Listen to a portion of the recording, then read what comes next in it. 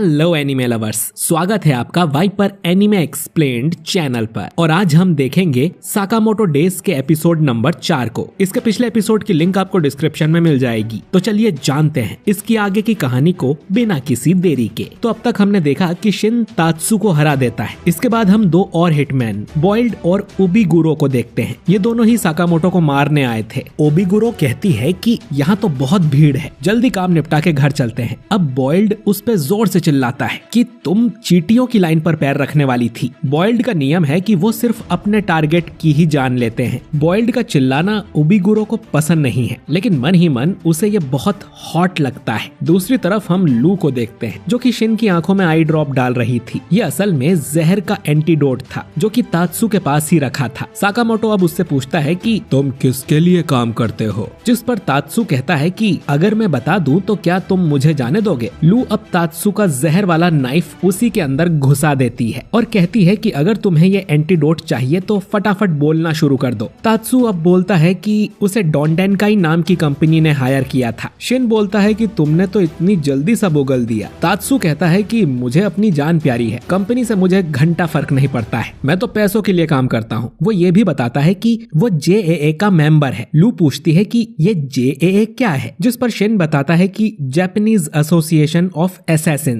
जो कि एक प्रोफेशनल हिटमैन कंपनी है। और शिन और साकामोटो भी उसके मेंबर हुआ करते थे। और जापान में करीब 400 प्रोफेशनल हिटमैन्स हैं। तात्सु अब साकामोटो से पूछता है कि क्या वो सच में द ऑर्डर का हिस्सा हुआ करता था। साकामोटो का रिएक्शन देख तात्सु समझ जाता है कि ऑर्डर सिर्फ किस्से कहानियों में नहीं बल्कि सच में हुआ करता था। तभी एओई और हाना भी यहाँ आ जाती है। वो तात्सु को एक्टर ही समझ रहे थे। और शिन कहता है कि हम लोग यहाँ अगले नाटक की रिहर्सल कर रहे हैं। इसके बाद ये सभी लंच करने जाने लगते हैं। तात्सु अब हैरान होकर पूछता है कि तुम लोग मुझे मारोगे नहीं, जिस पर शिन बताता है कि हम पार्क में मजे करने आए हैं, खून खराबा करने नहीं। इसके बाद हाना तात्सु के पास आती है और उसके हाथ पर एक बैंडेड लगा देती है और कहती है कि उसने बहुत अच्छा नाटक किया था और बाय बाय बोलकर चली जाती है। तात्सु अब अपनी रस्सियां काट लेता है और सोचता है कि ये लोग पागल हैं क्या। खैर, उसका अब इन्हें मारने का मन नहीं था। रोलर कोस्टर पर एक और राइड लेकर वो अपने घर चला जाएगा। खाना खाते समय शिन बताता है कि एंटीडोट की वजह से उसे चक्कर आ रहे हैं और अब वो पूरे दिन किसी का भी माइंड नहीं पढ़ पाएगा। लू अब साकामोटो से कहती है कि हमें घर चलना चाहिए। तभी एओई यहाँ आ जाती है और बोलती है कि आज आप तीनों अजीब बिहेव कर रहे हैं। वो कुछ छुपा तो नहीं रहे, जो सुनकर तीनों डर जाते हैं। इधर बाथरूम में तात्सु को बॉइल्ड और ओबिगुरो मिल जाते हैं और ओबिगुरो उसे पकड़कर उसके ऊपर बैठ जाती है, जिस पर बॉइल्ड चिल्लाकर उससे कहता है कि तुम एक अच्छी लड़की हो, ऐसे टांगे फैला कर मत बैठो।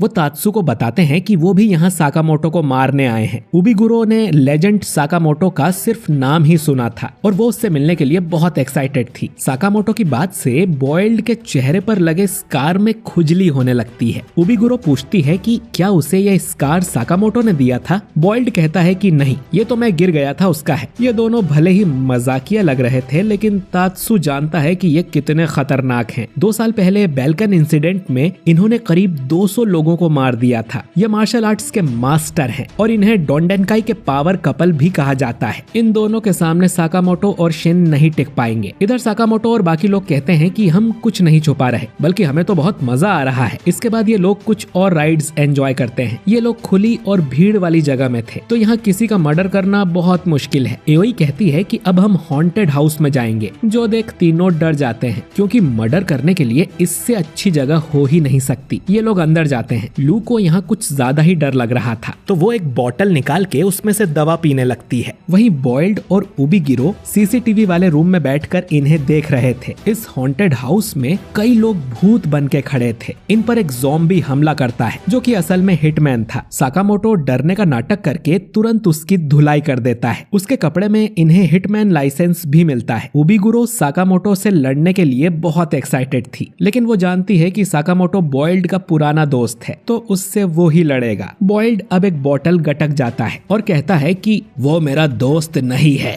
इसके बाद कहानी फ्लैशबैक में जाती है और हम जेसीसी का असैसिन ट्रेनिंग स्कूल देखते हैं। यहाँ पहली बार बॉयल्ड साकामोटो से मिला था जब वो 15 साल का था और साकामोटो 14 साल का। बॉयल्ड ने सुना था कि साकामोटो बहुत स्ट्रॉन्ग है, इसीलिए वो उससे मिलने चला आया। दोनों इसके बाद दोस्त बन गए और साथ में टाइम बिताने लगे। अब वैलेंटाइंस डे पर बॉयल्ड साकामोटो से कहता है कि हम जैसे सिग्मा मर्दों को लड़कियों से चॉकलेट्स नहीं मिलने वाली। लेकिन साकामोटो स्कूल की लड़कियों में बहुत पॉपुलर था और उसे लड़कियों से बहुत सारे गिफ्ट्स मिले थे। वहीं नागुमो को तो ठेला भर के लड़कियों से चॉकलेट्स मिली थी। वो पूछता है कि ये तुम्हारे पीछे कौन है, जिस पर साकामोटो बोलता है कि पता नहीं। जो सुन बॉयल्ड शॉक हो जाता है। फिर साकामोटो कहता है कि तुम्हें अगर चॉकलेट्स चाहिए हो तो इनमें से उठा लेना। बॉयल्ड को लगा था कि वो और साकामोटो एक जैसे हैं, लेकिन साकामोटो सिग्मा मर्द था ही नहीं। उबिगुरो को लगता है कि बॉयल्ड अब इस काम के बहाने साकामोटो से पुराना हिसाब बराबर करना चाह रहा है, जिस पर बॉयल्ड चिल्लाकर मना करता है कि उसे कोई बदला नहीं लेना। इधर साकामोटो और शिन एक एक करके हिटमैन्स को हराते जा रहे थे और लू बहुत ज्यादा डर रही थी। शिन उसका मजाक उड़ाता है कि जरा हाना से कुछ सीखो। इतनी छोटी होने के बाद भी उसे डर नहीं लग रहा। लू अब फिर से बोतल निकालकर पीने लगती है। उस बोतल को सूंघने पर शिन को पता चलता है कि ये दवा नहीं दारू है। तभी इन्हें एक बंद दरवाजा दिखाई देता है और लू जो कि नशे में भंड हो गई थी वो बिना सोचे उस गेट को खोल देती है। उसमें से ढेर सारे ज़ॉम्बीज निकलते हैं जिससे ये लोग अलग अलग हो जाते हैं। फिर भीड़ से बॉयल्ड बाहर आता है और साकामोटो को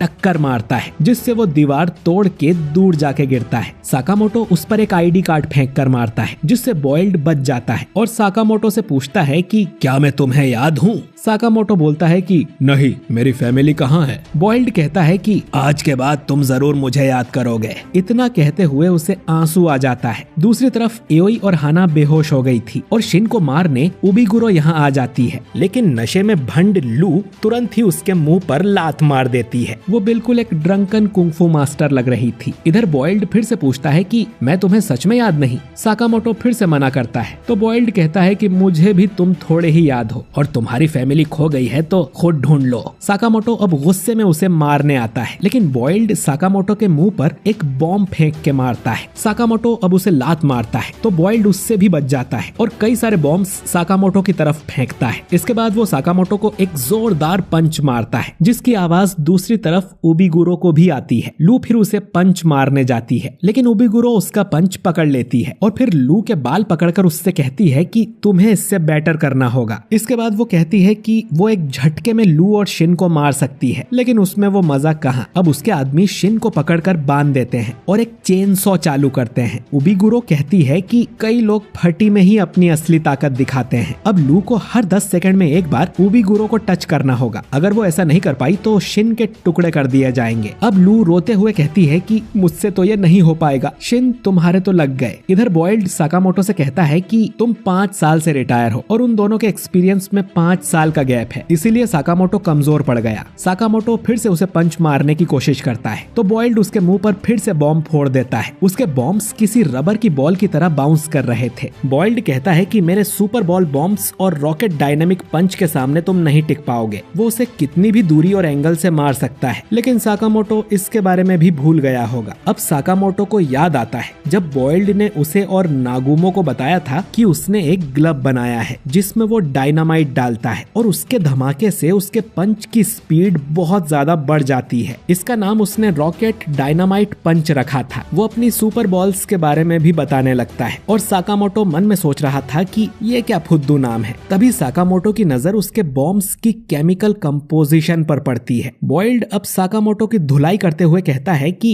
वो उसके जैसा बनना चाहता था। तुम्हारे सारे मिशन कमाल के होते थे, लड़कियां तुम्हें चॉकलेट देती थी और अब जरा अपनी हालत देखो, तुम कमजोर हो गए हो, अपनी फैमिली को भी प्रोटेक्ट नहीं कर सकते। इतना कह के वो साकामोटो को एक जोरदार मुक्का मारता है जिससे साकामोटो बहुत दूर जाके गिरता है। इसके बाद वो अपनी सिगरेट पीने लगता है, लेकिन तभी उसे बहुत भयानक ऑरा महसूस होता है, जैसे कि कोई उसे कुत्ते की मौत मारने वाला है। साकामोटो अब धुएं से बाहर निकलते हुए उन सभी केमिकल्स के नाम लेता है जिनसे बॉयल्ड ने अपने बॉम्ब्स बनाए थे। साकामोटो कहता है कि अब मुझे सब याद आ गया है बॉयल्ड, और अब मैं पूरी ताकत से लड़ूंगा। और हम हम देखते हैं कि साकामोटो का अचानक ही वजन कम हो गया था और वो बिल्कुल पहले जैसा दिख रहा था और ये एपिसोड यहीं पर एंड हो जाता है। तो दोस्तों, साकामोटो का वजन कैसे कम हो गया और अब वो क्या तबाही मचाएगा, जानने के लिए अगला एपिसोड जरूर देखें। वीडियो अच्छा लगा हो तो इसे लाइक और शेयर कीजिए, कमेंट करके बताइए कि आपको ये एपिसोड कैसा लगा। और अगर आप हमारे चैनल वाइपर एनीमे एक्सप्लेन्ड पर नए हैं तो चैनल को सब्सक्राइब करके बेल आइकन जरूर दबाइए। मैं मिलता हूँ आपसे बहुत ही जल्द अगले वीडियो के साथ। शुक्रिया।